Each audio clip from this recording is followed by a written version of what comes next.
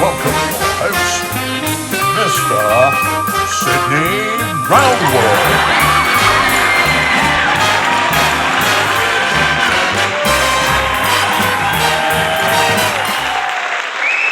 Thank you. You're too kind. Thank you very much. Hello, good evening, and welcome to the TooFatLardies Oddcast.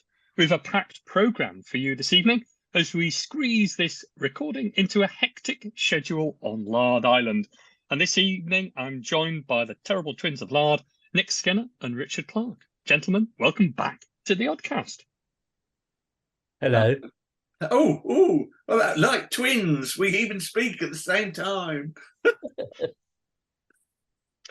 Well, it's great for you to join me. I'm lucky to find a window in your punishing schedule. I used to think that we could get together every few days, but it's been impossible to find both of you in the same place at once for well over a month now. What's been going on?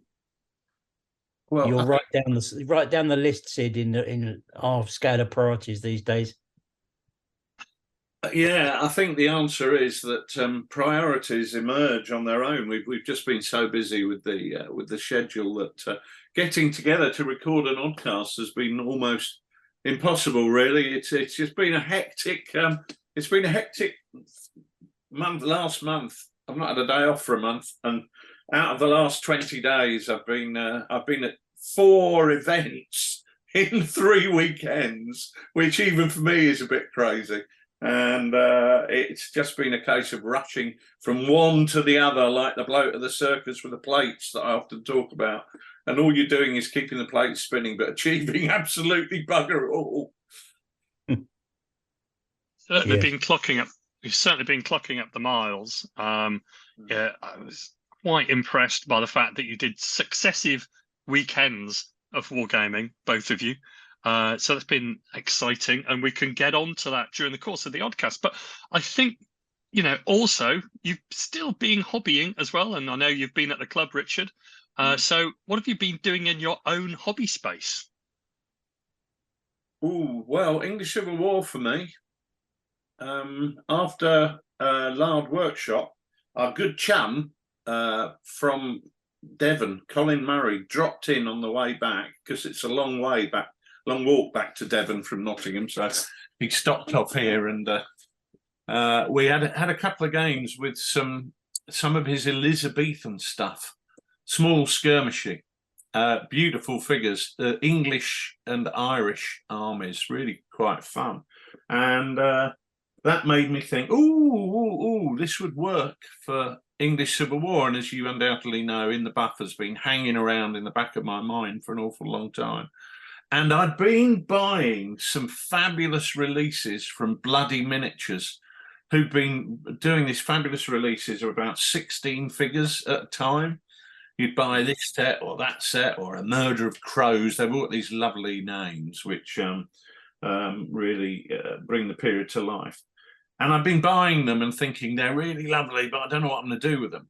And Colin served as the inspiration to get me cracking on that. So I've been doing a load of painting. In fact, I've just been doing some. I'm doing some club men. Well, actually, club men and women, sort of local yokels with big pointy sticks who were there to serve their master. And we've started a little bit of a campaign as we play test that, haven't we, Sydney? With Sir Sydney Roundwood has just declared for Parliament from his home in Roundwood Towers. And it's been great. It's been lovely to get the English Civil War onto the table at a really manageable scale. I mean, it's a great period for local actions. There's lots of colour in there, and to some extent, the games just kind of flow and write themselves.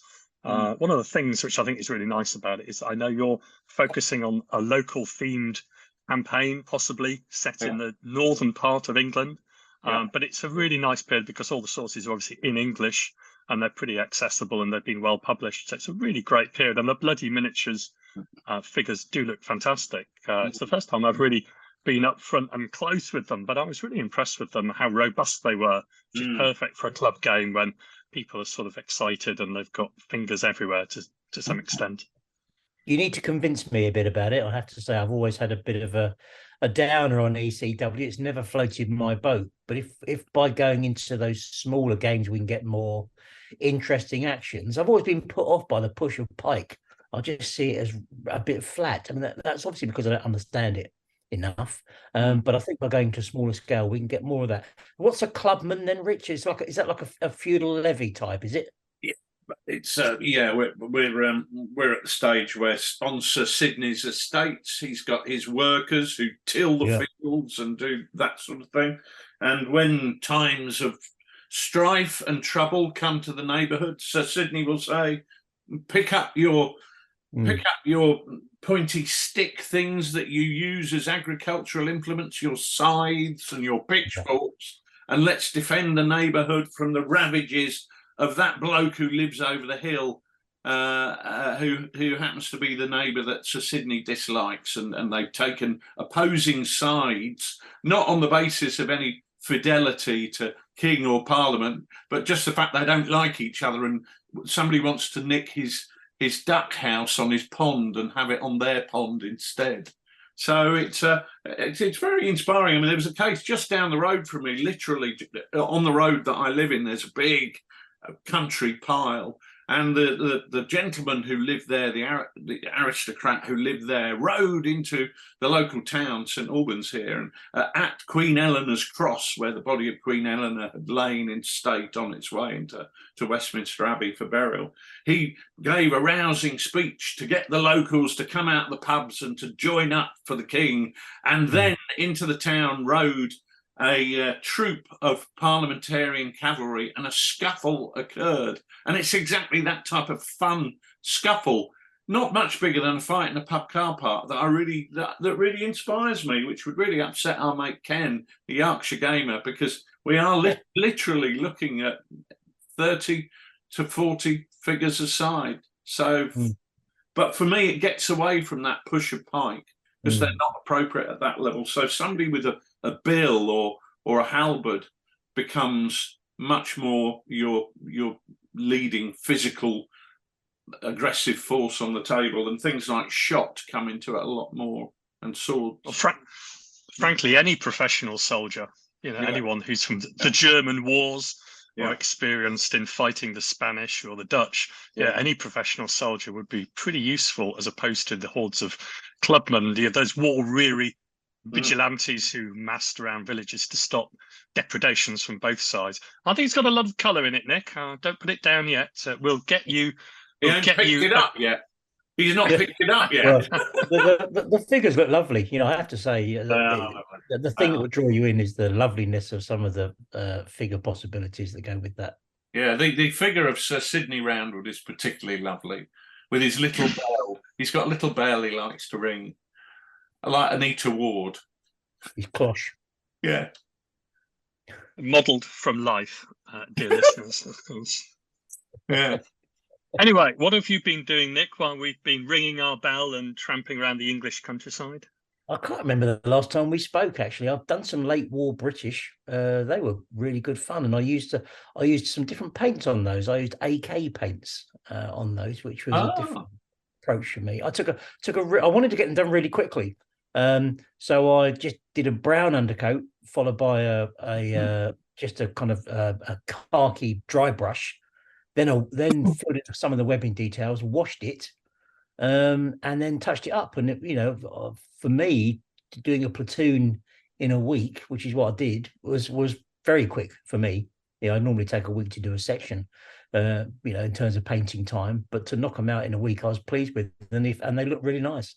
They do look nice. Small things making a difference. This is I got some tips from flesh highlighting from the Dutch master himself, Jasper, and because I think his faces always look fantastic, and he does that little thing where he puts a little bit of brown or dark red on the bottom lip, which just actually brings a face to life. You should try it on your own face, Sid. It would look brilliant. On a one-to-one scale. Yeah, other than that, that's the only painting I've done, because we've been reorganizing our downstairs area. I've had a new floor put in downstairs, so I've had to pack up all the books. I've brought £1,000 worth of bookcases, which I've nearly put my back out last week putting together. So all the books have gone into boxes. All the boxes have gone into the garage. The garage, as you know, is already stuffed to the rafters. So it's not physically possible for me to get in there and do anything. Richard asked me the other day what were the dimensions of a particular piece of terrain I had. And I said, well, you'd have to ask somebody else who's got it, because there's no way I can get it out. So all that's going on. I've been backing Kickstarters, Sid. And in fact, more than that, Kickstarters have been arriving through the letterbox. The Empress Miniatures Arnhem Kickstarter from the Paul Higgs sculpts arrived. Wonderful, really lovely figures. I was able to paint a few of them before we went to a show, to the We Have Ways Fest that we're going to talk about, because I wanted to just get some done so that I could show people how nice they looked. And the great thing about those particular sculpts is that Paul's done them 2 or 3 days in. I think we had Paul from Empress on the Oddcast, didn't we, talking about that? They're done 2 or 3 days into the campaign, so they look really lovely, very well animated, and a nice addition to the collection, really. And other Kickstarters have caught my eye as well, Sid. Do you want to talk about those? Because I've got some. Do you want to talk about best bit on the bench, or should we talk about that now? Let's do the Kickstarters, and then we can move on to best bit on the bench in a few minutes. So the other one, a couple of years ago, I'd never backed Kickstarter, but now I kind of popped my cherry. I'm a bit more into it. There's a Brigade Games in America are doing a Little Bighorn Kickstarter at the moment, which I've gone all in for. Always had a soft spot, as you know, for the US Cavalry on the plains. And I don't yet know whether I'll actually use them for wargaming, but I'd quite like to get them to paint them up as much as anything else, because they look fantastic. So I've backed that. That should come out hopefully in October, November. But I also see, again, some really nice Kickstarters. Piano Miniatures have a really nice French and Austrian Napoleonic Kickstarter going at the moment. Looks really smart. Interesting combination of metals and resin and STL. And I think Sally Forth have one about Rob Roy. There's a Rob Roy Kickstarter. Rob Roy. Right up your street. Perfect for a bit of sharp practice. I was looking at that this morning and umming and ahhing about it. I love those old grenadier in the mitre caps and that kind of stuff. That's really interesting, because one of the things we were talking about at the club was the fact that the English Civil War in the buff that we're working on could work really well for Border Reivers stuff. What I'm using for English Civil War is groups of 6 figures, but with Border Reivers, I might even knock that down to like groups of 4 figures, because you'd have significantly, a dozen men in a force of Border Reivers is quite a large force for a lot of the time. But stuff like Rob Roy would very easily be done in that sort of scale as well. So there's lots of potential there, isn't there? Yeah, and I think also Kickstarters as well are very popular now, aren't they? People understand them more than I do. I don't really get them still. What I tend to do on a Kickstarter, and this obviously works in favor of the figure manufacturer, is I just go balls in for the whole lot, because I don't understand how to do it any other way. If I put this bit and that bit, and I might get a stretch goal, this figure might become available, I just say sod that, I'll bid for the whole fucking lot. And then and then hopefully I should get everything. That's the only way my little brain can understand it. What that means is I'll probably buy 200 quid's worth of figures when I really only want 40. Yeah, beeps are available, but I don't even bother. But yeah, it's I agree with you. And I think one of the things that must appeal to manufacturers about Kickstarters is that it tempts you, because you're not actually spending money immediately. You think, oh, I want that, and you can buy it without actually buying it. And only months down the road does the financial reckoning have to come. So I do think I know a lot of figure manufacturers have used it. It doesn't really appeal to me. It doesn't suit my business model, because we won't have stretch goals. What we're going to do? There's no stretch goals, are there? Stretch goal is a morale section. Yeah, that's right. Yeah. Yeah, that's right. So if you get to stretch goal level 2, we'll include a section on movement. It's interesting though, because I think it's that fear of missing out, for me on the Kickstarter. It's the fear of missing out on a nice figure that might be a stretch goal that I wouldn't otherwise get if I didn't put my bid together in a certain way. That FOMO actually makes me buy more than I should do. The psychology is quite interesting. And I think one of the I'm sure that's the appeal. Yeah. One of the things with these sort of smaller projects as well is that you could go in for the Kickstarter and you don't need to make a massive investment. I think that's the other thing, isn't it? Like with the Reavers, you were saying, and ECW, and maybe your little Bighorn way out west collection, which you're going to get from Brigade. I think the nice thing is that those periods are still very historical periods, but they can be picked up and hopefully painted in a short period of time. It's very attractive. Yeah, I love it, but I hate it because then you have to go back into the pledge manager. They say, "Oh, we've released a wagon or a I don't know," and you have to go back in and say, "Oh my God, have I got that in my order? Have I got to add that in?" The stress of it, I find quite horrible. I know that it's not real stress, but it's makes a noise in my head. I feel I have to go back and check it in case something else has happened that I might miss out on. Well, we have another noise in our head before we go to the workshop, which is the little bell. Not from the ECW, from the one in our script, which is reminding me to ask you, Richard, about what about the various publishing exploits that you've been wrestling with over the last few weeks? All right. Well, of course, we've got General Dame 2, which is absolutely working like stink to get that out. Midgard, working hard with James Morris at the editing stage of those. The big issue that I've had is that I've been away from my desk, and when I say I've been away for 10 days out of the last 20, there's other days, preparing for colours, you've got to put the trade stand together, you've got to get all the stock levels right, you've got to get it loaded up, you've got to get it in the car, and it's on top of that, the preparation for each of these events. Right, where the bloody hell are my Japanese figures? Because I'm running a game in Exeter. Where's my jungle? And the preparation time means that I've just not been achieving what I need to achieve, which is somewhat frustrating. So it's all very well talking about General Dame and Midgard, but let's not forget that you still need to produce the Far East Handbook, Richard. Yeah, very true. A couple of things held me back there. One, I'm just waiting for some figures to arrive because it is actually pretty much all laid out, and I'm waiting for some figures arrive to paint to then drop into as illustration images in there, and I'm hoping they're coming. But the other thing is that Dave Brown's been nagging me so much. Don't do the Far East Handbook, do my stuff, it's more important. And so pensioners are like that, Rich. Pensioners are like that, mate. Pensioners are like that.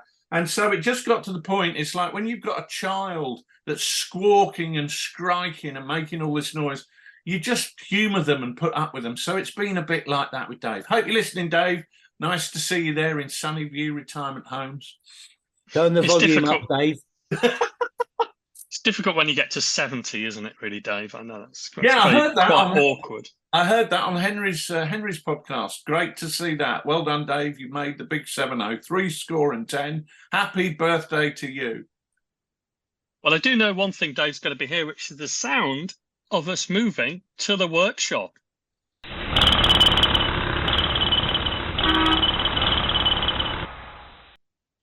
So here we are in the workshop. The usual plethora of half-open boxes and half-finished painted figures. Guys, what's been our best bit on the bench this month? Best bit? Oh, blimey, we're going straight in with the best bit. Are you not intrigued to know what those 2 sheets of 4x3 MDF are, Sydney? Oh, I hadn't noticed those, Richards. What are those 2 4x4 sheets of MDF? Both double the size, quadruple the size of a normal flashing blades table. What could you be doing with those, Richard? Those, mate, are buildings for Arnhem in flat pack format. In fact, very flat. It's just 2 sheets of MDF at the moment. I have discovered, remarkably, and to my great joy, in view of how much work's already on my desk, that I've got to build some buildings for the Stationsweg table and the Passberg table to the standard of Al Sheward. Wow, that's an ask. Which is just a little bit frightening. And so far, my planning has involved buying 2 sheets of MDF. Let me say that you put your own name in the hat for this, mate. I'm just the boy who can't say no, Nicholas. Obviously. Well, it's going to look great. Yes, Sydney, we are going back to the Hartenstein at the end of October. We are. A repeat of last year. Or not a repeat, because we've got different tables going back this year. To a degree, TooFatLardies are the Hartenstein monster. What have we created? So you're going back with, surely not the same game. Are you taking a slightly different part of the market garden operations? Well, we'll Yes, still be mate. doing the That's Battle of what we Arnhem. just told you, you deaf I git. know. We will still be doing the Battle of Arnhem, Sid, because to go with any other battle would be, quite frankly, rude. If you're going to their museum, I think we should probably do something around the Arnhem battle would be the appropriate thing to do.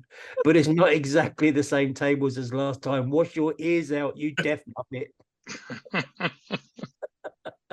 Well, thank you for clarifying that, guys. That's wonderful.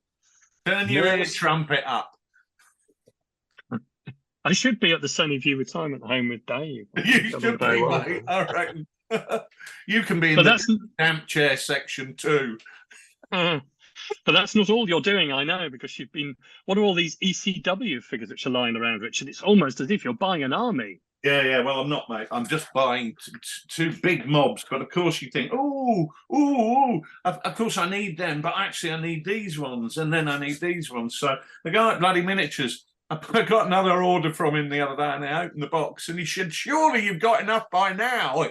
He'd handwritten in there, which made me laugh. And you think, well, surely I have, but apparently not. So I'm doing a load more painting there. They're just such beautiful figures. They're really good, and I've been doing a little bit of conversion. You can see there a little bit of green stuff on that guy holding the halberd. This is a pikeman who's lost his pike, but I thought, well, that's no good. Let's give him a halberd. So I took his hand off, put the halberd in, and put the hand back on. So that's a lovely look at that figure. Look at the animation in there. He's got a halberd in his left hand and a sword in his right hand. He has, and the sword is up across his face as though he's about to smite a blow down on the head of some vile, fun-stopping parliamentarian who's trying to get the pub shut. So I think one of the interesting things about those figures I was struck by it this week is that how good they look in a skirmish game, but they wouldn't necessarily rank up in a file-based, unit-based game. No, not I designed. think one of the really attractive things about that, the smaller games, and I've seen it myself during the course of the last year or so doing smaller games, is that those really characterful figures, they're pretty useless in some respects of actually trying to fit them into a unit. They're not going to fit in to a rank and file unit where you need to get 20 or 30 figures onto the same sort of unit template. But they come into their own really on a skirmish game where the figures have got room to breathe, really. Those are really nice. They are. They are fabulous figures. As you say, you wouldn't line them up as a sleeve of shot or whatever. They're just not designed for that. They're designed to do what they do, which is to be sort of people plundering and skirmishing and generally making a nuisance of themselves. So they're absolutely perfect for what I want. And I have to say, this is a case of where the figures are so inspiring that you're led when it comes to doing rules. What are you inspired by? Well, it could be a book, it could be a film, but in this case, it's the sheer beauty of these figures. Absolutely stunning. I can't speak too highly of them. I mean, I felt the same way doing the Japanese figures for When the Last Sword is Drawn. I mean, I felt that those figures really reflected everything I was really looking for culturally and historically. And it's really nice when you find a period like that, which you're really going to enjoy. So well done. Well done. What is this When the Last Sword is Drawn you're talking about, Sydney? It's Bonsai Bonkers, mate. He's just gone completely crackers. He's gone Bonsai Bonkers. Is not the name of the rule set or the appendix to the rule set. That's not the correct name, but we'll leave that for a moment. We don't want to rehash that old battlefield. I don't think anyone really wants to know that. They all know what the real name of the rules is. Bonsai Bonkers. It's like a double act, isn't it? Or an echo. Anyway, enough of that tomfoolery. We have various sort of candidates for the best bit on the bench. I'm going to start with you, Nick. My candidate is the Arnhem Kickstarter from Empress Miniatures. Beautiful figures, lovely range, mortars, Vickers machine guns, jeeps, hand carts, snipers, Piat gunners, fantastically sculpted Piat gunner. One guy on the floor with the piat reaching back to receive a shell that the other guy's passing to him. Yeah, beautiful, really, really nice. Absolutely lovely sculpts by that man Hicks. Yeah, that's my bid, Sydney. That's very good. That's a good bid. Can you match that or raise that, Richard?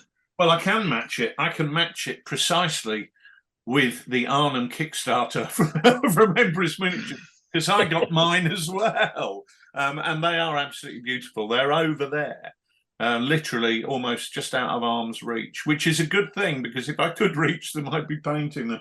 And I've really got to stay focused on my ECW at the moment. But I want to get some of those on the table for Arnhem, because they are absolutely beautiful figures. But it would seem churlish to vote for this, to nominate the same nominee as my rotund colleague. So I'm going to say Bloody Miniatures, because I think they're every bit as good, but just for a different period. And at the moment, it's the period that's caught my fancy. And I know people will go, well, you've just said you haven't got time to do any work and you're messing about with the ECW. Well, yes, I am, because you've got to go where your inspiration takes you. But yeah, so and they have inspired me. It's been the figures that have driven me to this project, with a bit of help from Colin Murray. Yeah, they are very, very lovely. It is the thing that could drag me into it. Well, you want to come and have a game, mate? You want to come and have a game? It's great. Well, I think that's a really good segue to my best bit on the bench, because actually going back to the club over the last few weeks, especially over the summer, although it is difficult during the non-summer holidays to get to the club, coming back to the club has just reminded me how much fun it is at the club. But one of the things that I wanted to try and do is to sort of have another string to the bow of being able to take a portable game to the club at short notice. So I've been buying some assorted naval ships, and I was looking around for a way to base those. And a good friend of the show, Des Darkin, has been basing his Second World War naval ships on acrylic bases, a clear acrylic plastic bases from war bases, and I got some of those. A little bit more prosaic, not quite as exciting as your two, but I think they're lovely. They're really nice to be able to sort of give a bit of variety to ships, as opposed to sort of sculpting the base. Actually having the acrylic basis so the sea can shine through beneath the model, I think is a really nice way of depicting forces on the water. Richard? A big shout out to Desmondo, actually, because Desmondo is over in Nice for the Rugby World Cup. And he contacted me very kindly a couple of days ago and said, I've just seen this book, a big book about the French Second Empire. And many people will know that I'm a great admirer of Napoleon III and the Second Empire. And he said, this book's available. Do you want me to get it for you? And he very kindly went back to the shop and picked the book up for me yesterday. So it's just great to have that large community out there. And Des has been a perfect example of what that's all about. Really, really kind that somebody saw something, thought of me, and bought it for me. 700 pages in French. By the end of that, I'll be sounding like Sacha Distel, I suppose. But yeah, so shout out to him. But right, great, nice product, Sid. Nice product. What do we reckon? And I think it's close. I mean, for practicality, I'd go with the war bases, but I've not seen the Arnhem Kickstarter, so I would personally go with the Bloody Miniatures. But it's a very close run thing between your two options for best bit on the bench, guys. What can you base on acrylic bases other than ships? What would you put on the acrylic base? Well, some people, some people do figures as well. So Kurt in Canada has been basing lots of pulp figures for the 1920s and 1930s on acrylic bases, and they look really nice. I think you've got to do a little bit of work on the figures basing. You've got to take them off the existing bases and put them on the acrylic bases in some cases. But with a little bit of work, certainly with Slaughter-based figures, I think that could really look spectacular. And certainly the stuff he's done has been great. I think for very small skirmish games, putting them on those bases can look really, really effective, because it kind of gets them to blend into the terrain. The only thing I would say is when I've seen some of them doing that, the acrylic tends to look very glossy. I just wonder if it's possible to get a more matte finish base. I mean, glossy is fine when it's a boat, because water is a bit glossy, isn't it? Because it's wet. But I'm wondering if it's possible to get a more matte finish PVA, clear base. But I don't think that's probably possible, is it? I don't know.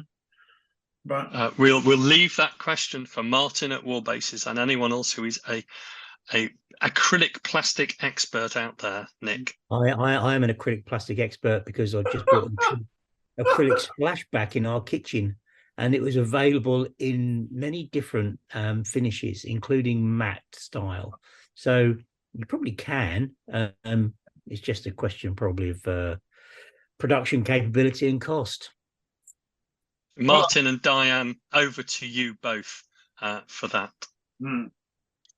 Okay, well, that's been a remarkably fantastic journey through. Who won? You did. No, I didn't. I think it's as I would have put forward the Arnhem Kickstarter. I have to defer to Nick and say I think the Arnhem Kickstarter wins, because it would have been my first choice by about 1 percentage point. Well, look, mate, it's a win-win, isn't it? Like VAR awards it to you, Nick. Well done. Like so many competitions of late, mate, it's a win-win for us. Oh, yeah. Forgot about that. 2 World Wars and what, Sydney? Well, 1 World Cup of wargaming. Perhaps you can explain further. No, mate. Perhaps you can.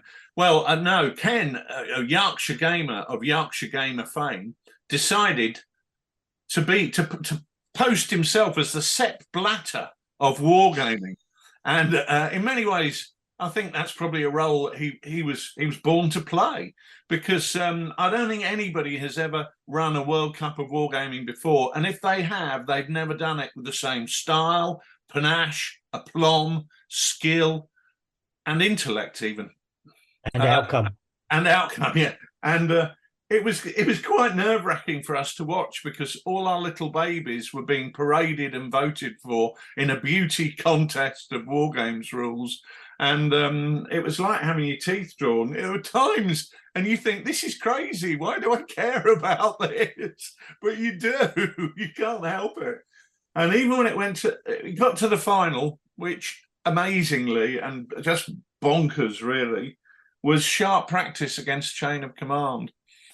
And I was just blown away by that. And the nice thing was that I wasn't having quite as many sleepless nights, because I was thinking, well, it's a win-win in a way. But what was fun was that 1 minute Chain of Command was 1% ahead, then Sharp Practice was 1 or 2% ahead, and it was like the best horse race, really. Only in the final furlong did a gap open up, and Chain of Command streaked forward to cross the line for the 100 guineas at Kempston or whatever it was. But yeah, so it was it was all done on Facebook and all run by Sepp Ken Blatter, Yorkshire, whatever combination works there. And in many ways, it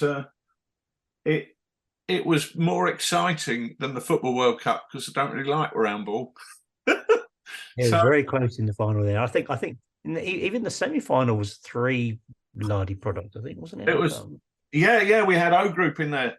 Housewife's favourite, Dave Brown. I know he was ringing round housewives randomly, trying to get them to vote, but nice for the old fella, that. Well, I think at his age, maybe the charm's wearing off a bit, and they weren't coming out in the numbers that they used to when he was in his 60s. I couldn't bring myself to vote. Did you vote, Rich?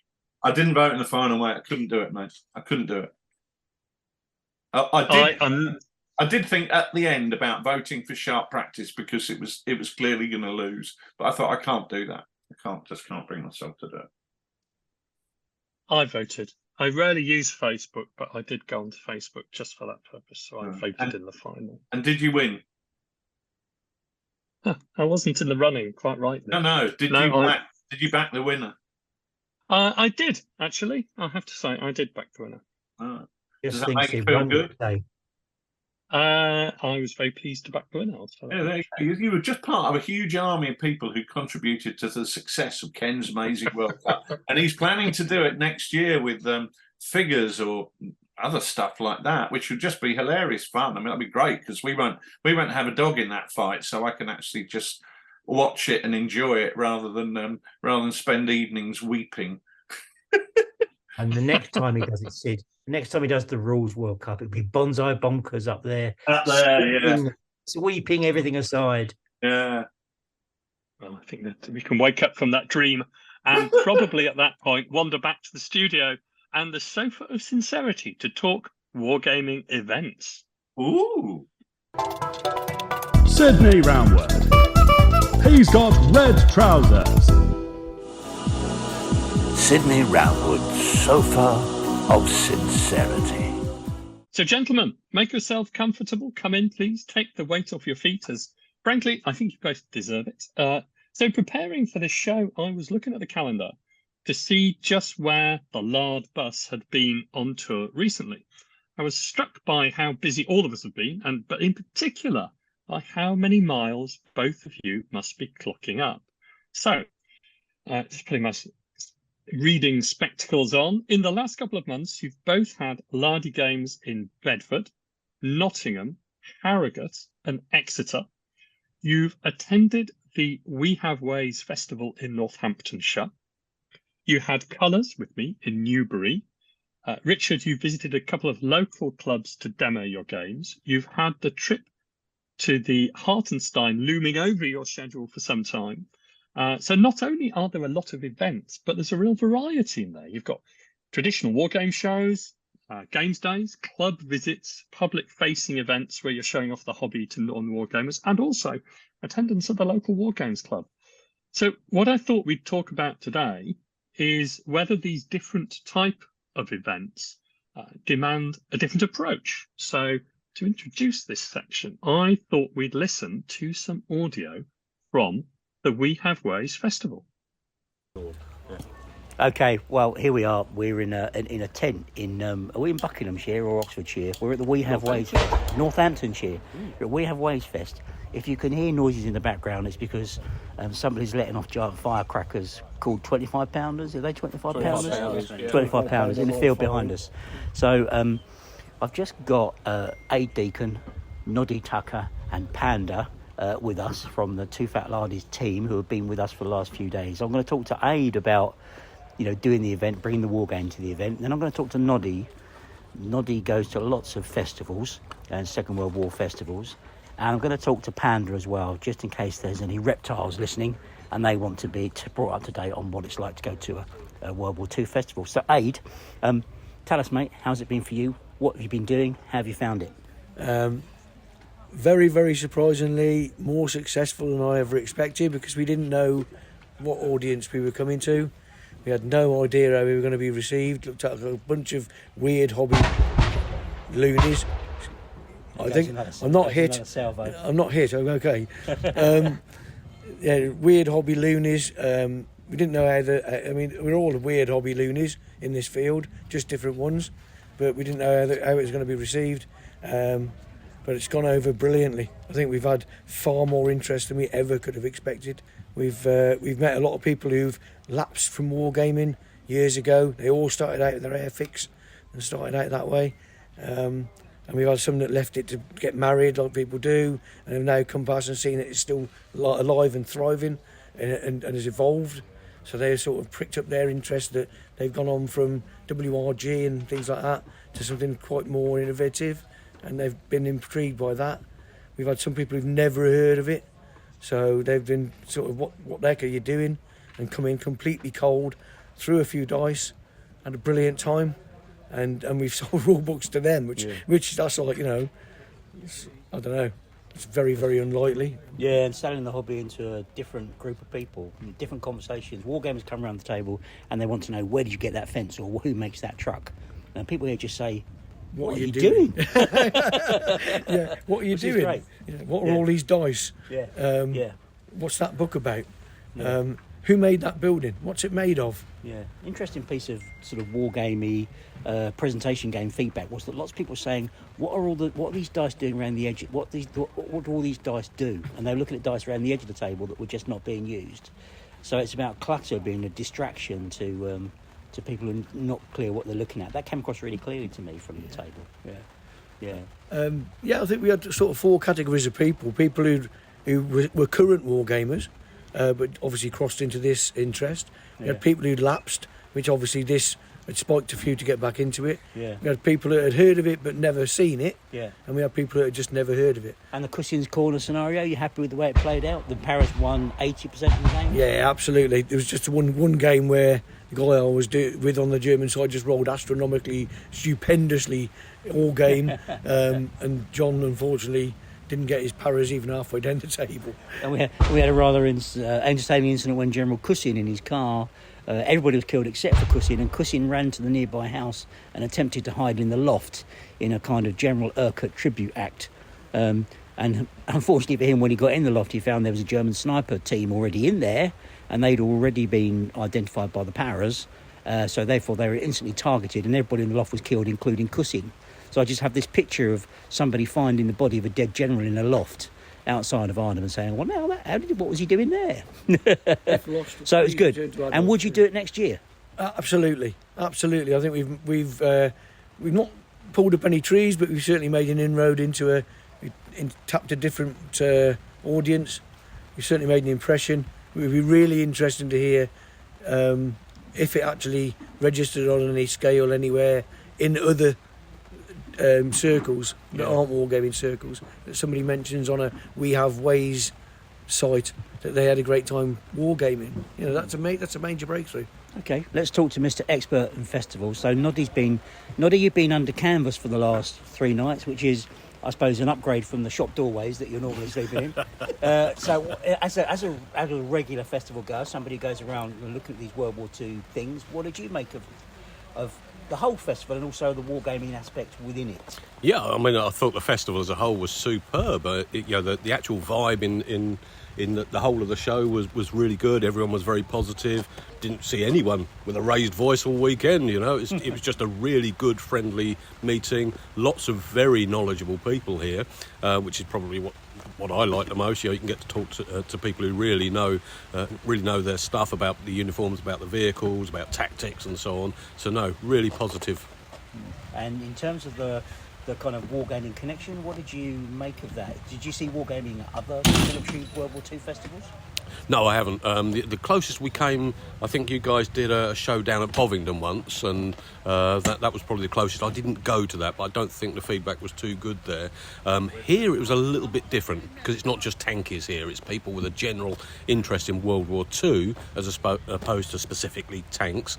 So, yeah, I think the show went down very, very well. All the feedback I had was first class. Aid did a very good job on a lot of the terrain and stuff. He's probably too shy to tell you that himself, which is surprising knowing Aid. But no, it really was an excellent table, and everyone was commenting on just how good it looked. And several of the people that came along actually recognised the scenario just from the table layout, which was really nice to see. You know, so clearly people know their stuff that are coming here.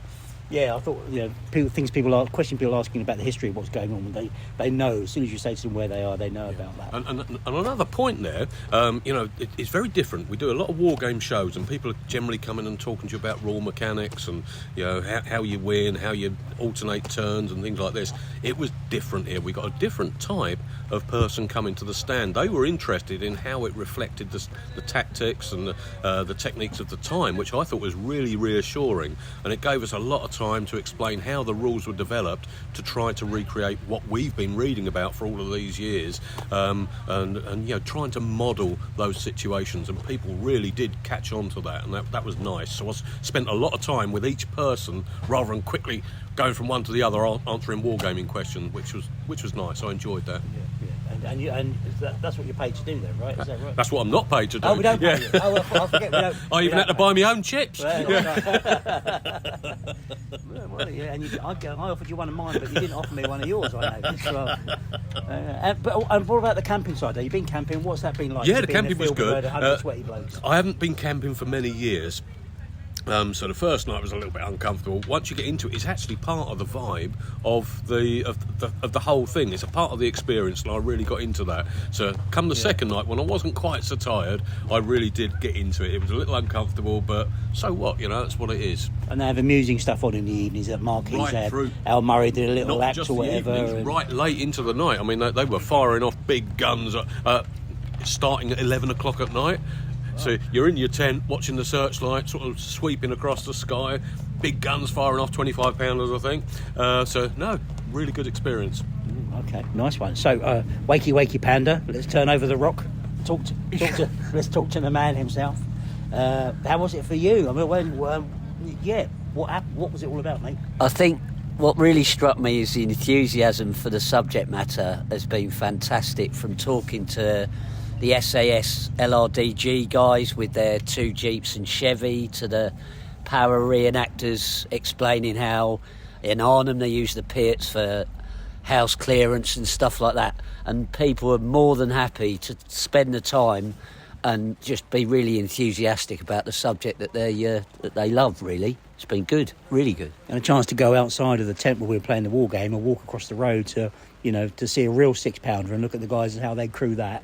And war game and say, I'm just going to pull that 6-pounder around this corner with this little old lady's going to drag this gun down the road at 50 miles an hour, and it just gives an interesting. You can see for real the kind of thing you're talking about. The guy out the back of the tent this afternoon was firing an MP40. I noticed, I nearly jumped out of my skin the first time he fired it. So really, that chance to connect on all levels with. It's quite nice to play a war game and you look up and Captain Mannering is standing at the end of the table, or you put your head back down again, you turn around and it's Admiral Cunningham that's replaced him. There's kind of a real kind of reenactor vibe. Lots of people doing their stuff. And for you camping over as well? Yeah, I did. Yeah, the only thing that disturbed me, there was a bloke snoring that did sound like an MG42 this morning at about 4 o'clock. But me. And it wasn't Nod. But other than that, I mean, what struck me is looking at a 25-pounder up close and the engineering and how intricate it is, and it's absolutely stunning. And then you look at the T-34 where they've just welded things on and just shipped them out, and it's just getting up close and personal to that hardware has been really interesting. And on Thursday when we arrived, John Savage was able to climb into a Daimler Dingo. The guy said to me, do you want to get in? I said, look, I might get in, but I don't think I'll get out. So John went in, and John sat in there and, felt what it was like, and he got all the Bren cartridges and the boxes where to keep the grenades in the side and all that, just an understanding of what the vehicle was all about.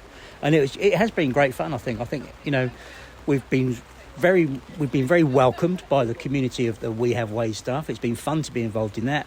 We managed to get Al Murray to come and throw a few dice in a game with us yesterday. And so I have to put that down as a kind of a bit of, we've had a bit of a laugh, bit of a success, and let's see where we go with it. But it's been good. So thanks, guys, for your joining us over this weekend. I know you've all worked really hard, and I know that, Noddy, do we pay you again? I can't remember. I was about to swear then. Yeah. So, yeah, there you are. I mean, it was a fantastic festival. We had a cracking few days there, I have to say, and I've spoken about it on other podcasts. We're not going to repeat the story necessarily, but it was really nice to engage with different people doing different things. It was a very different event, and there are different types of event that we are drawn into.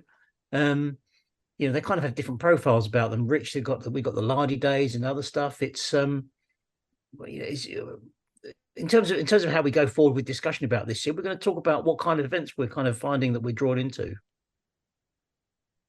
I think that's a really good idea. I mean, listen to the audio, that's a great start, especially when we hear several people talking about how this is really a different crowd and how the questions asked were different. So one of the main questions, I think, is when you attend a War Games event, whether it's a show, a Lardy Games Day, or a more public-facing event, how do you approach those differently? So let's start with the easy softball question. What about Lardy Games Days? Okay, well, I think the key to that is who you presenting the game to is the answer to all of it. And what do you have to do to make that as effective as possible? I think one of the things, just to explain for people who maybe never been to a Lardy Games Day, Lardy Games Days tend to be run by people in their local clubs, a local environment, who decide they play a lot of lardy games, or even lady games. They play a lot of lardy games, and they want to run an event where they can show them off, maybe present the games to other members of the club who haven't been playing those games, maybe entice people to come down and bring games that they've seen on the lardy games circuit that they fancy having played at their local club. But the nice thing about them is, excuse me, from our point of view, is that they're not something we organise. They're events that we go to when we can.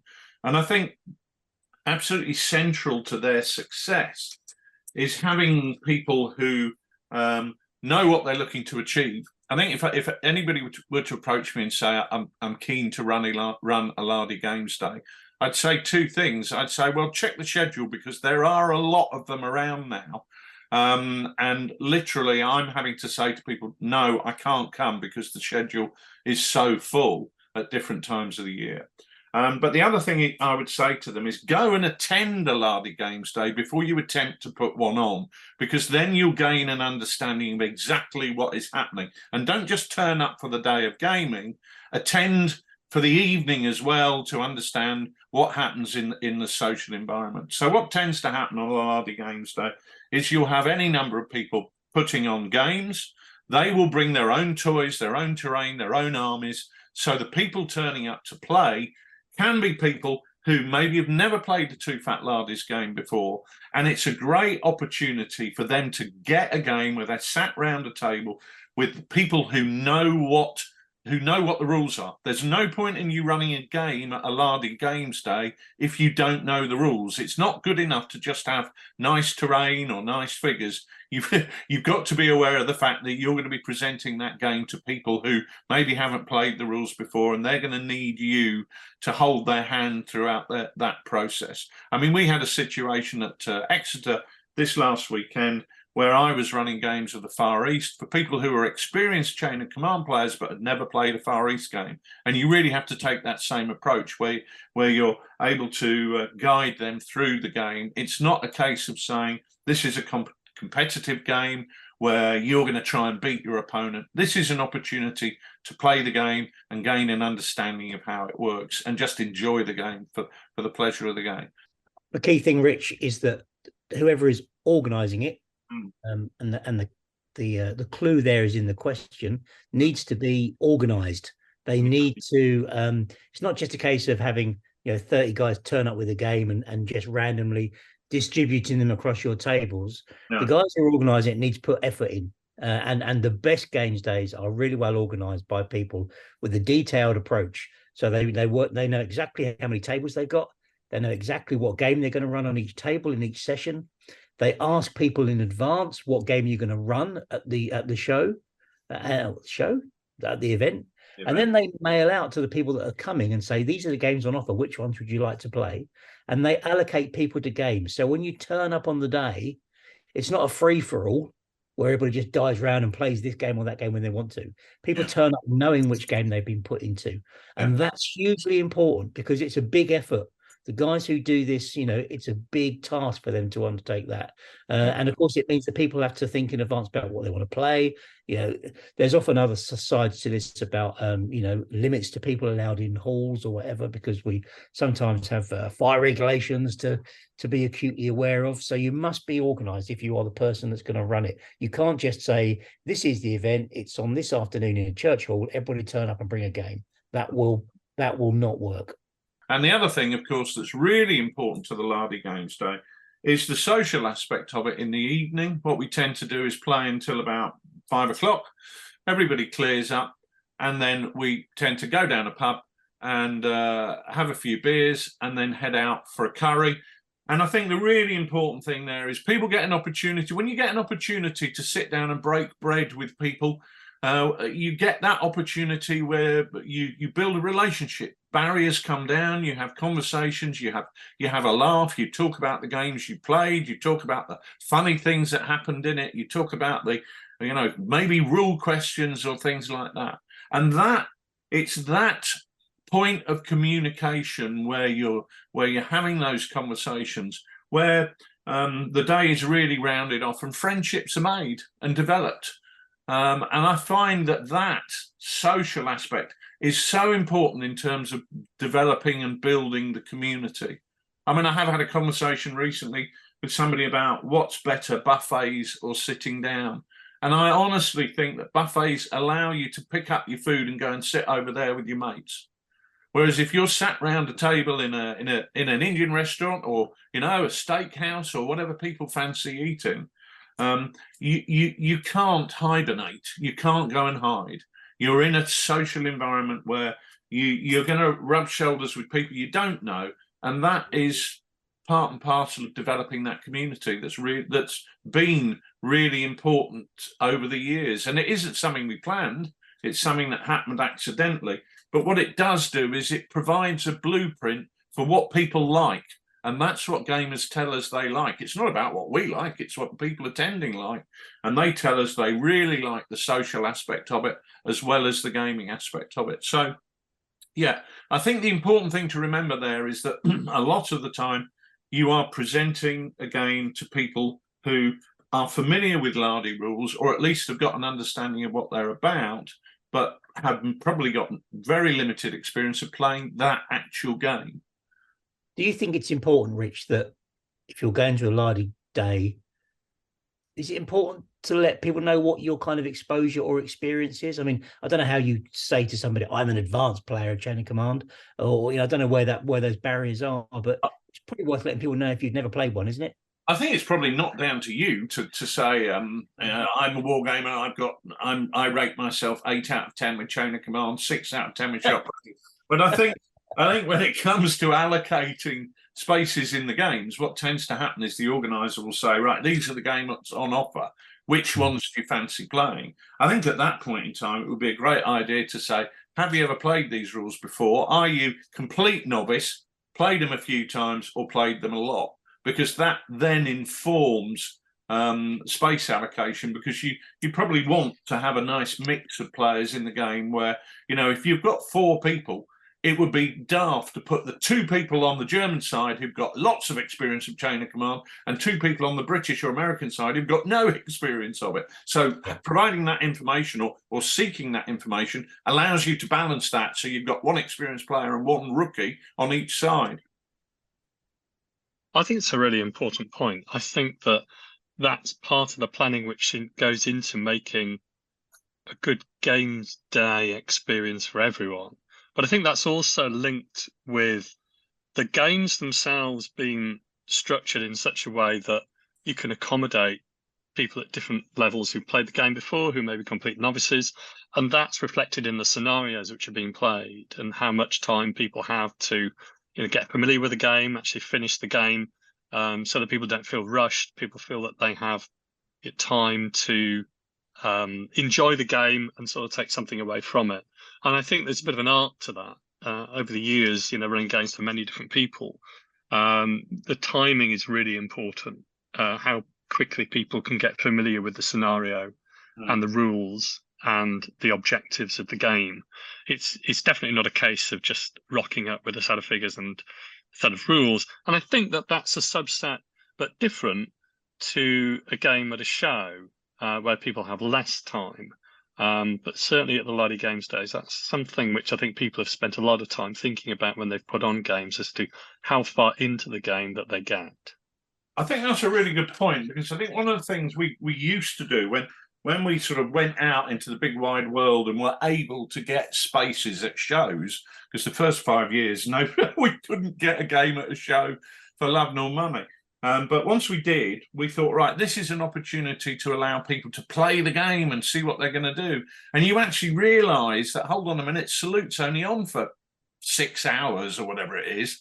You can't expect people to devote 3 hours to playing a game of I Ain't Been Shot Mum or Chain of Command or whatever game we were putting on at the time. Whereas that's the advantage of a Lardy Games Day, where you can say, right, there we go, we're going to play it start to finish. You're going to get to experience the whole thing. We're not going to praise it. We're not going to say, well, we've already done the patrol phase to speed things up. We're going to say, let's go through it and we'll talk you through what this is all about. So running a game at a show, it's Nick. You've really worked hard on this, and we've talked about it a lot. But you've actually implemented it far better than I have, and I think this actually links into the public-facing games where you're getting complete rookies as well.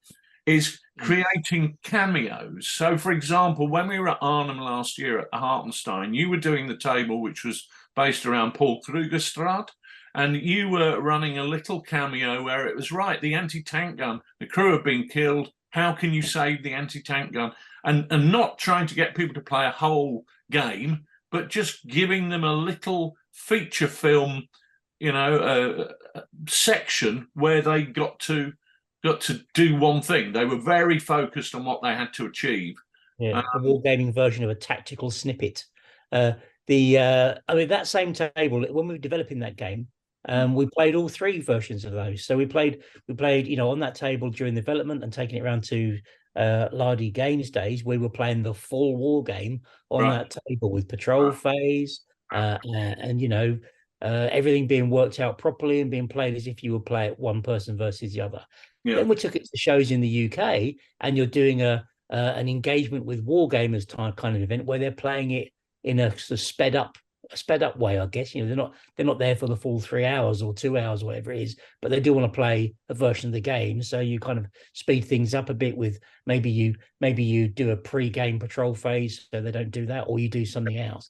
And then when it came to the outreach event, particularly at Arnhem, and also to some degree at We Have Ways Fest, although the We Have Ways Fest, what we took was a fast game, and that made a big difference. We were able to run about 16 games over, well, they were very long days, don't forget. We Have Ways Fest, we were in the tent from 8:30, 9 o'clock in the morning and finishing at 7 o'clock at night and running games the whole time. So we ran 14, 16 games over that period. But what we were able to do, particularly at Arnhem last year, was, yes, do that tactical snippet where you're saying, okay, well, you're only here for a few minutes, roll some dice.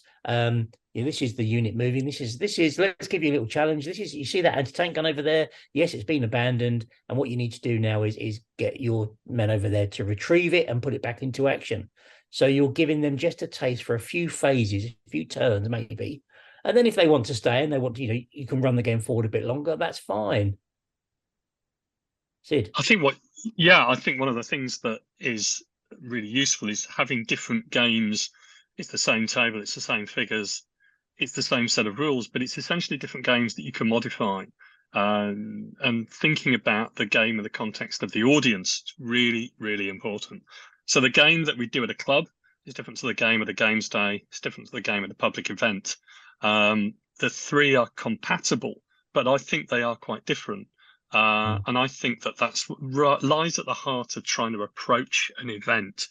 And I think it's also the case that people ask different questions. If you're play testing a game at a club, people are going to ask different questions of the rules, of the presentation, than they would at a games day, where the game itself and the social aspect, I think, is really heightened. But I think it's a very different, and I think very, very challenging situation at a show, and perhaps even more so, where it's a show which is open to the public, and perhaps the predominant element of the public is not wargamers. I mean, I think that's a very, very challenging environment, but one which you both know lots about. Well, it's a bit like, Sid, when you go into the supermarket and you see somebody standing there with a nice little tray of cheese on a stick, right? This is what we're doing at these public events, is we're doing the equivalent of putting wargaming on a little stick in front of people and saying, would you like to try this and see what you think of it? And then what you want them to get the taste, you want them to like it and enjoy it. So what you've got to do is make it attractive, tell them what it is and why it tastes nice, let them taste it and say, oh, that's a nice one. And then they go away to the counter and they buy some. Maybe they indulge a bit more. And of course, when we're playing war games with our mates in our own houses or some of the war game shows, we're much more akin to taking that piece of cheese and putting it in a big platter. We're actually having a feast with it, but you've got to get people from on that journey first to taste it through to feast. If you gave them a big feast to start with, they wouldn't know where to start, wouldn't know what cheese to eat, wouldn't know where the order to eat them in, wouldn't know what cutlery to use, and they'd probably be sick because they'd be sick of it after 10 minutes. And it's kind of stretchy an analogy now, but yes. You get what I'm trying to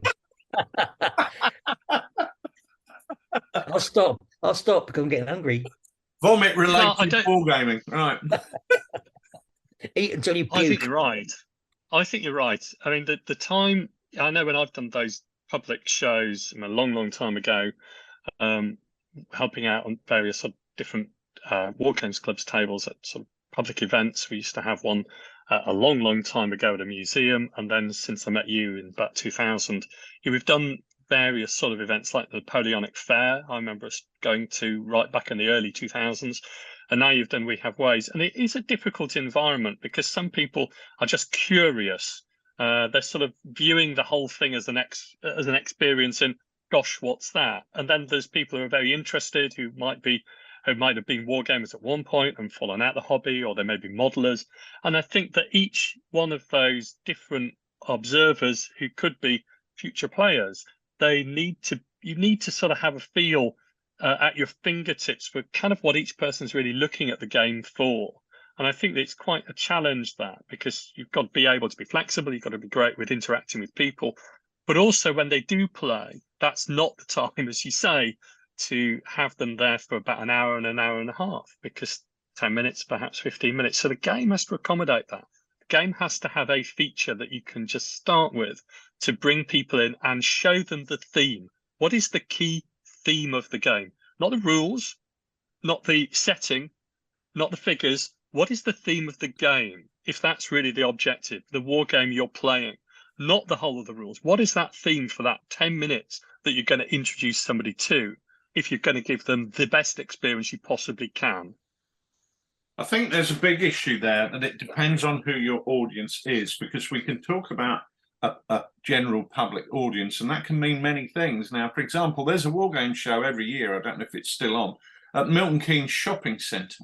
A great big shopping centre, a huge shopping centre, like it's a shopping mall in American terms, mall or whatever you call it. And there you're going to be facing up to every form of life, as you tend to discover in that type of event. So somebody could be there buying a pair of socks, somebody could be there buying a new kitchen, somebody could be there going there to go to Ben and Jerry's or KFC or whatever. And they come up and go, what the bloody hell's going on here, mate? And you're actually there. It's completely random who the game is going to be spotted by and who's going to come up and talk to you. Whereas you can compare that with a We Have Ways Fest, where the people there have been filtered, if you like. So we've got rid of the people who are buying Ben and Jerry's and the people who are buying socks. And we've got people who, by default, are interested in military history. Now, that's a very different gig to the other one, to the general shopping centre. You can get anybody. I always say to people, if you want to sell combine harvesters, don't phone up hairdressers, phone up farmers, because you've got to present your product to an audience that might vaguely be interested in what you've got to sell.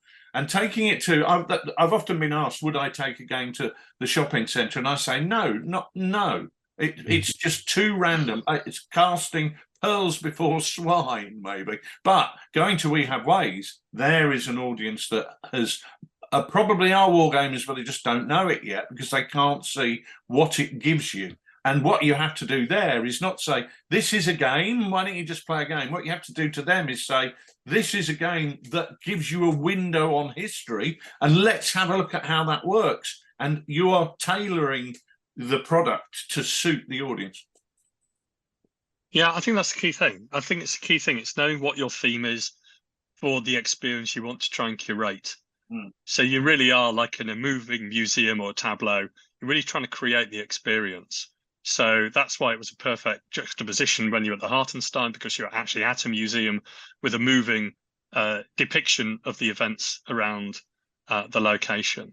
And I would imagine that We Have Ways, you've got very much in mind the sort of experience that you want to give something to the participants there, which has a traction with the military history that they clearly enjoy. But there's sort of very much different approaches, which is great. Yeah, I was running some games at We Have Ways on the Sunday morning, and I had two guys, and they obviously understood about military history and some basics of small unit tactics. And I showed them, look, they said, we really want to put smoke down there. And I said, well, you can't activate your mortar at the moment because of your command role. I said, but how about this? Why don't you put covering fire down?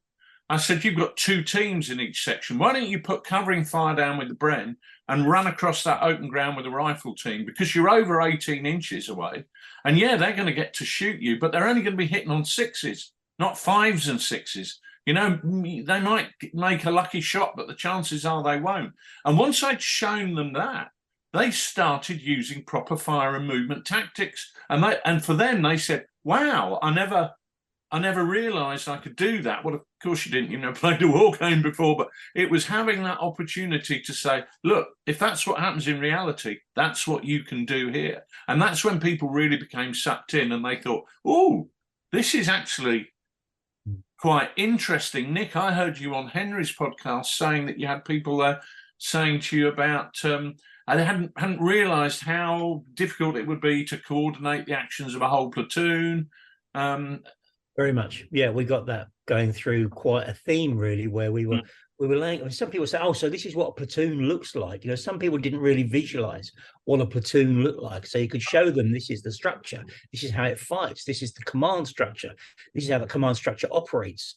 And you're not doing that through a lecture by showing them a load of slides. You're saying to them, well, you've got to command these guys now, run that forward. So that was an important thing that ran throughout the events at WHF, or what do you call it? We Have Ways Fest. And interestingly, that we found that at Arnhem, that by having a piece of moving, living display, people understood the action more than simply going and looking at glass cabinets with maps in and firearms in. And I was really struck by how the general public were going, I'm really starting to understand what the battle was about, and I'd never really grasped that before. So which is your favourite theme, if you like? Which is your favourite mode? Is it the teaching history? Is it the gaming? Or is it really displaying what your business is about? I like the beer and curry. That wasn't on the option. But I mean, I suppose on the social side, that is a default answer. Nick? Yeah, I like them all, Sid. It's hard for me to say. I particularly do enjoy the outreach bit. I think, but the games days are great. I mean, the games days, I find them tiring. I find them all physically tiring. I mean, We Have Waves Fest was the heat as well was quite a big thing. But if you're running games continually, it's hard work. So they are from our side of it anyway, they're hard work, but the reward comes in seeing the enjoyment that other people get. And I love the engagement we had at We Have Ways Fest and at Arnhem. I think it's nice when you show people something and they can feel excited about it.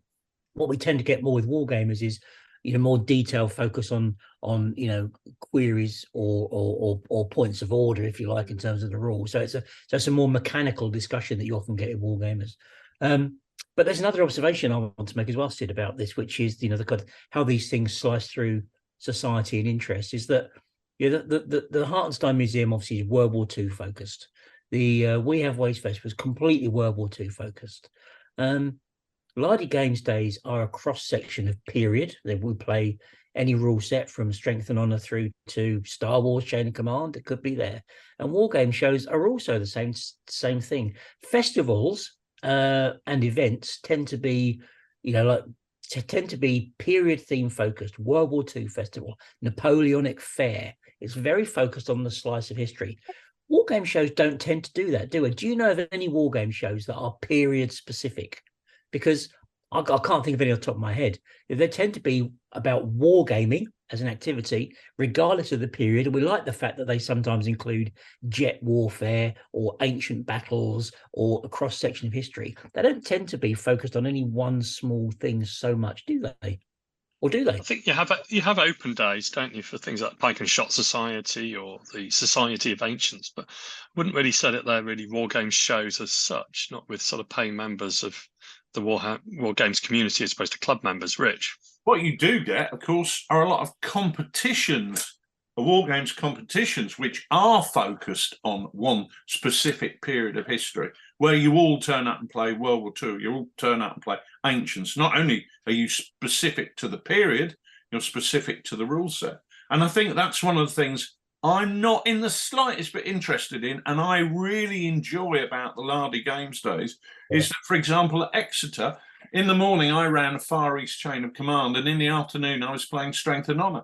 At Ebor, Lard, in the morning, I was playing Kiss Me Hardy, Naval Napoleonic Warfare. And in the afternoon, I was playing Flashing Blades with the Three Musketeers disguised as a mouse, which was fabulous. And I love that variety. And I love the fact that people at Lardy Games Days have developed their own variations on a theme.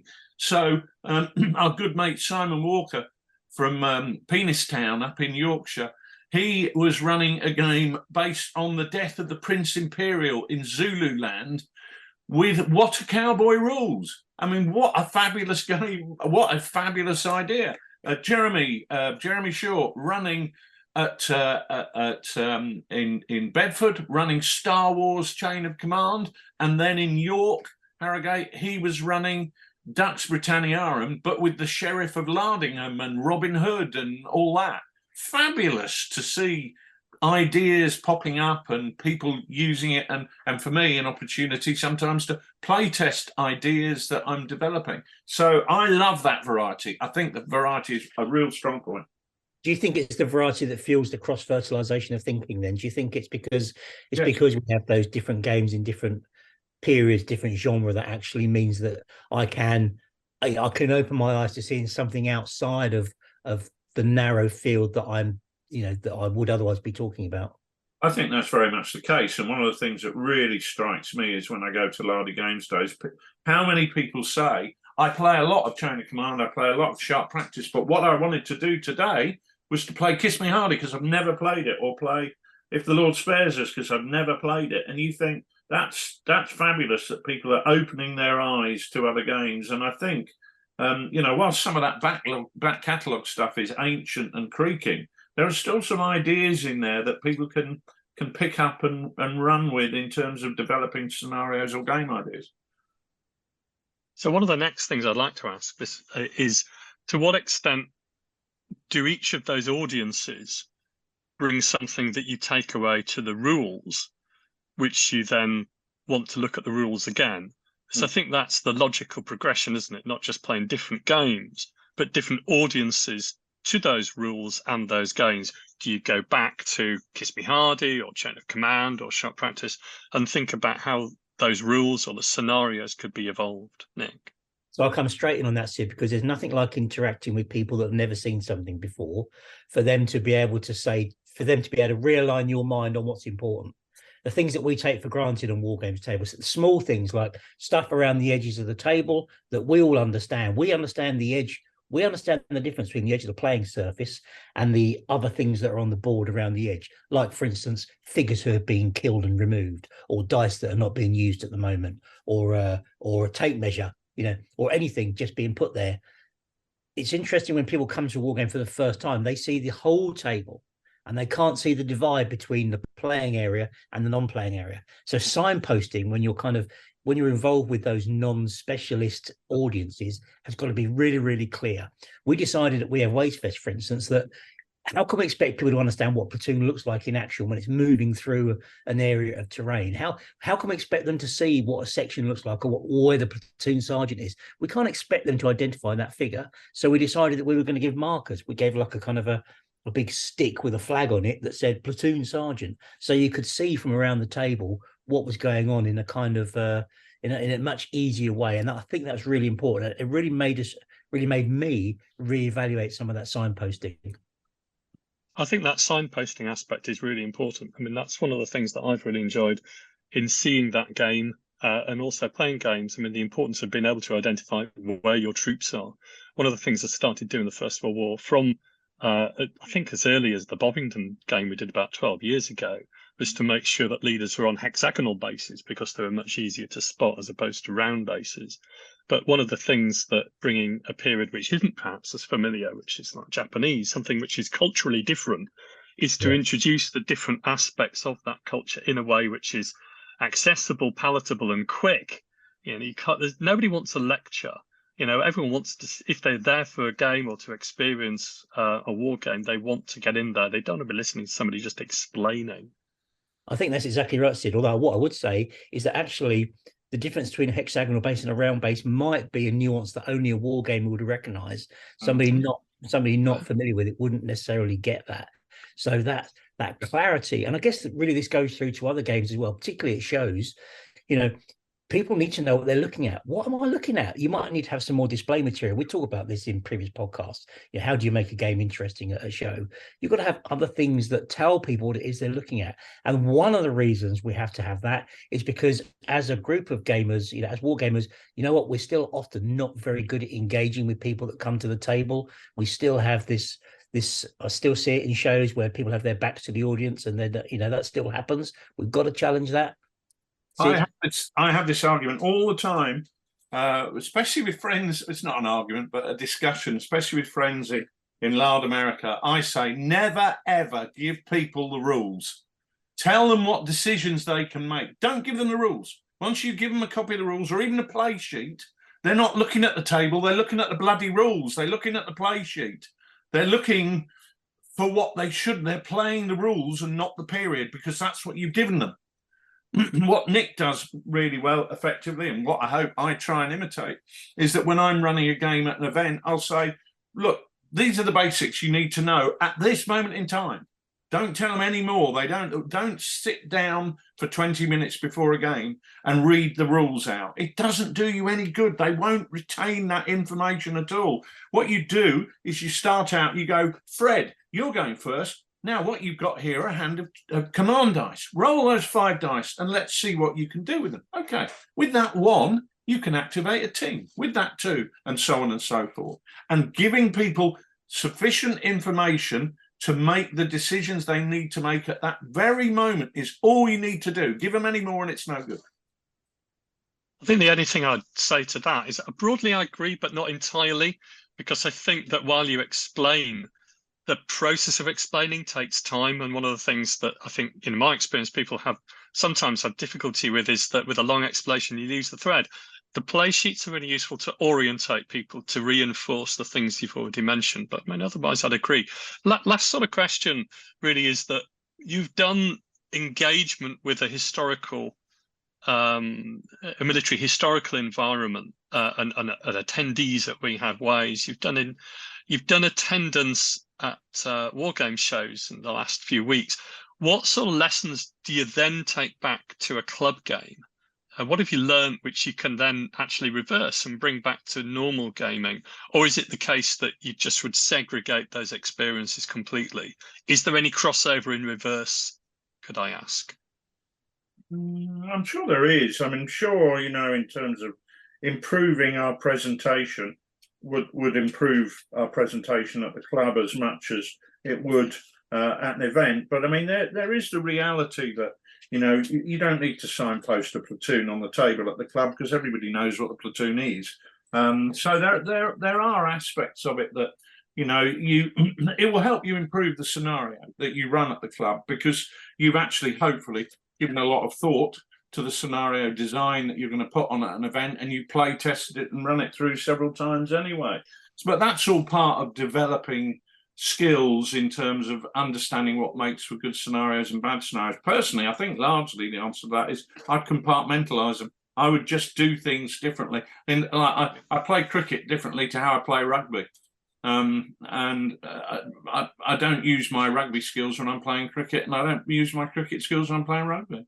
I think do you use your cricket? In that analogy, though, Steve, what I'd say is when I'm playing cricket in the back garden against my toddlers, right, I don't go out there with my full gear and smack them all over the pitch and grind them into the dirt.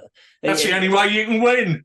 I haven't got to those years are long past, but you adapt it, don't you? You adapt your interaction to suit the people you're with, and so when you're playing with those kids and getting them familiar with the game, you don't start the game by describing to them the back foot no ball law. You just get them to bowl the ball, go and throw it down there, you'll be fine. And that's exactly what it is, because the former way, that if you start to explain the back foot no ball law, they'll be inside on the PlayStation. I think presenting a game at a show or at a games day, there are things that I take away from there in doing games at the club. I don't think it's always the case that the club is its own little island of playtest purity. I do think it's the way that sometimes there's aspects which we would really work really hard at a games day or a public show, which actually do translate pretty well at the club, and make the club a really enjoyable, really entertaining experience. And I think trying to recreate that energy that sometimes that we're able to capture at a games day is something which we would want to bottle and actually take over in our day-to-day sort of gaming. So I would say that there are things which we've all done at shows and games days and public events, which actually do translate pretty well in reverse. That would be my takeaway for that. Well, good for you, mate, because I don't feel that at all. Well, on that note, was there anything else you wanted to add to round off that very good discussion? I would actually. I'd like to specifically raise the issue of clotted lard. And the gentleman who's run that for numerous years now, Bob Connor, who's decided that now he's nearly as old as Dave Brown, he's going to give up running the show and hand over the reins to great mate of the show, Colin Fingers Murray, who is going to be running clotted lard from here on out. But a huge thank you has to go to Bob for getting the whole clotted lard off the ground and running it superbly for all these years, because it really is one of the highlights on my calendar. We have a great time down there with some great friends of lard, the guys coming up from the Custard Guzzlers from Cornwall. Always great to see them. Always great to see the West Country crowd. The Welsh Lardies tend to be able to get down there fairly easily. But Bob has been the catalyst that made all that happen. So a big public thank you to Bob, who's a great bloke and a great mate. And I'm really thankful to you, Bob, for everything you've done. Thank you. I'm sure it will be in good hands with Fingers, and if he doesn't chop too many off before then. Yes, absolutely. Well done, Bob. Thank you very much for your hard work and scones over the years. We look forward to the scone tradition continuing under your protege. The scones this year were epic and provided by a gentleman whose name, sadly, I didn't catch. But the cream tea was just stunningly good. Really loved it. Really loved it.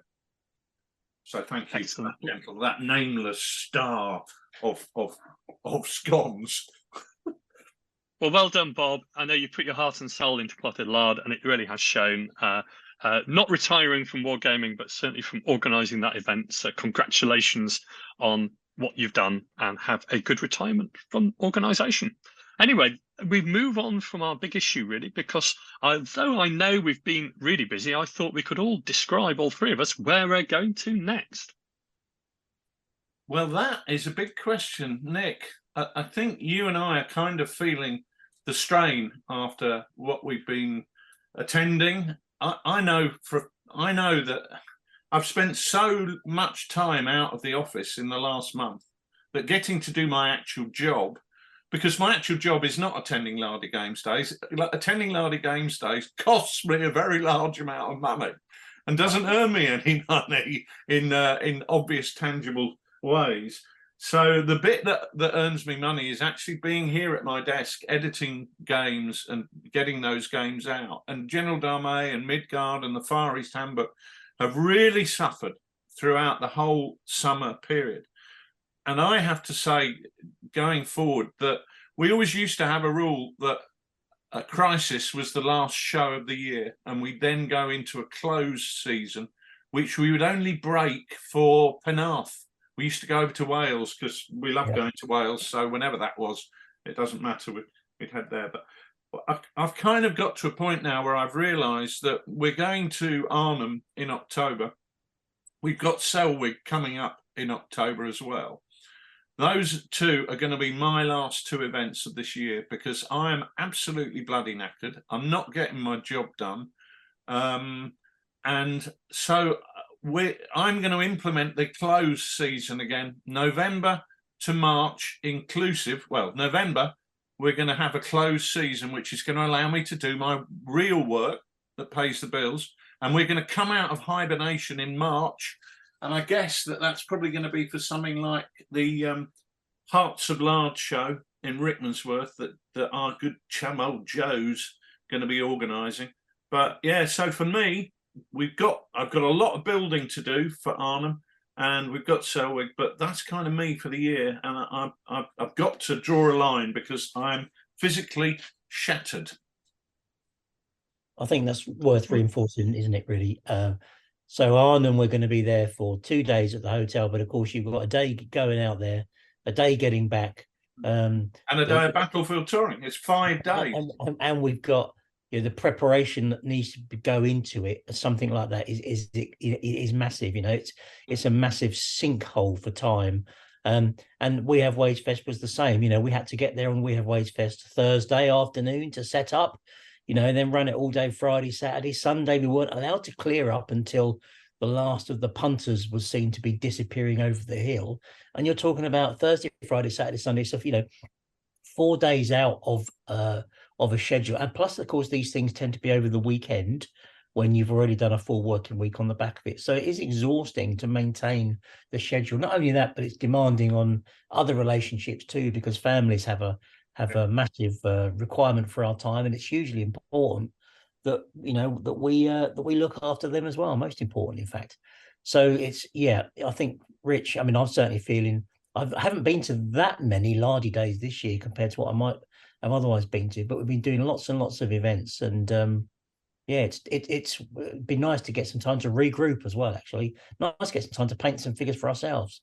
Yeah, I mean, and the We Have Ways Festival, everybody knows it was 4 days of hard work. Everybody knows they were long days. But what they didn't see, and what I did see, was the amount of bollocks that you've had to go through to get there in terms of... It's the first war game show that I ever had to do a risk assessment and a methodology statement for. Yeah. And that kind of thing, and negotiating with the people, planning for 3 tables, making plans, what we were going to do on them, building terrain, and then to be told at the relatively last minute you've got 1 table, and having to change those plans. The amount of preparation that Nick put into that show is completely invisible.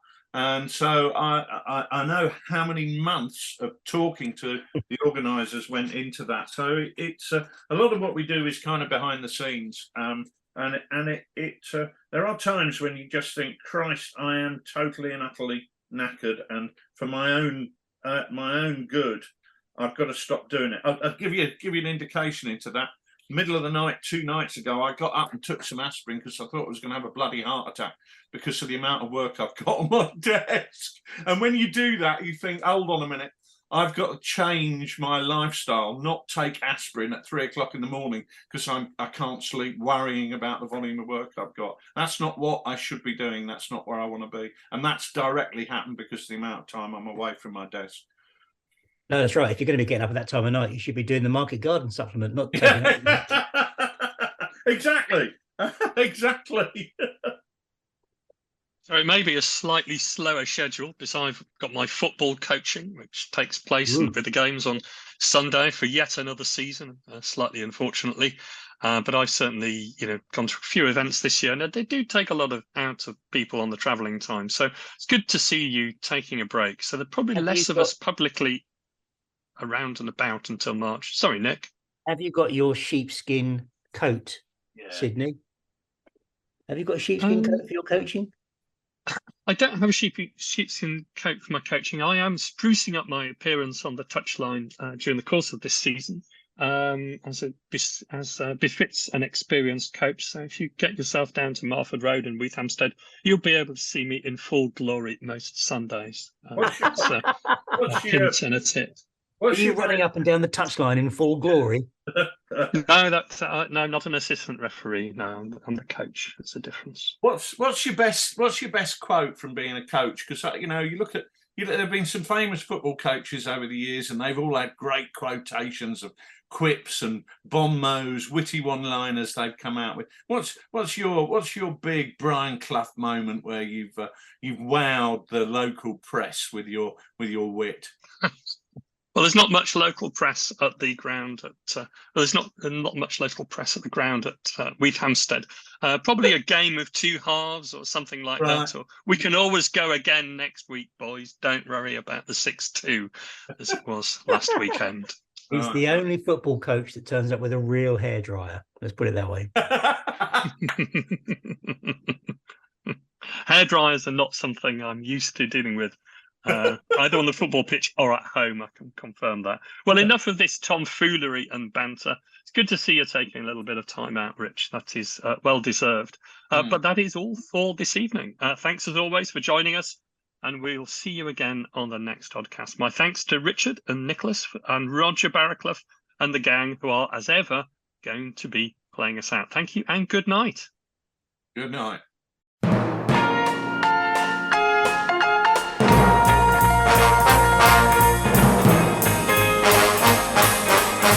In tonight's show, Sydney Roundwood is joined by Nicholas Skinner and Richard Clark. Music by Roger Barraclough and his band.